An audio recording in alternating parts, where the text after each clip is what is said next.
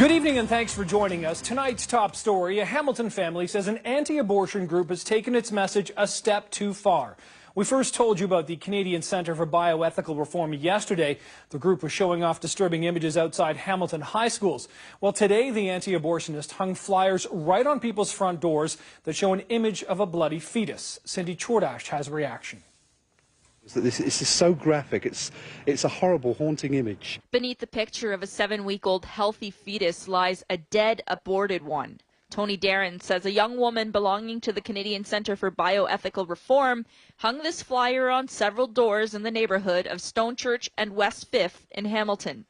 It doesn't matter what your beliefs are, whether you're pro-choice or not, to come home to your house and find these kind of graphic images is appalling. If my 14-year-old daughter had come home and seen this, she'd have been inconsolable. The Bioethical Reform visited several high schools this week in Hamilton, showing high school students the graphic images of a dead fetus on big posters. Sherwood students were furious because their school sits next to an elementary school where little kids could have been exposed to the disturbing images. REAGAN says her high school had a visit from the anti-abortion group too. There were some really graphic pictures in there, and it's kind of disturbing.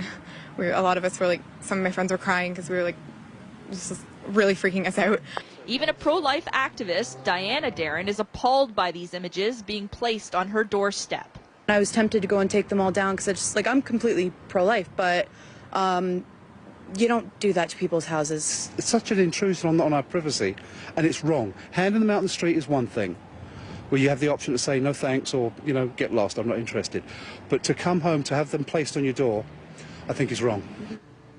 Now, we tried to contact the Canadian Centre for Bioethical Reform for comment. They are based in Calgary and in Toronto, but they've been campaigning in Hamilton recently.